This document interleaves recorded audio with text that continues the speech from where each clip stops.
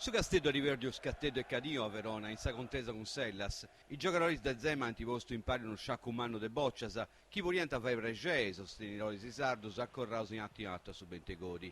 Tanto antivattu, ma de barasa, poi tai barbo, sau e cosso, non funderà necesa gatta e sintrara. S'acciappa Bocciasa di su Verona, Rafael, ha riruppao d'ogni stampo. In sa prima vatti de sa contesa, se più scetti su Castello, parienta di Monius, currienta avvatto ad ogni boccia, affraccante i nemici del gioco in duso adresi, dus antifatto su manca e su Suiru, che ne agattai su gol.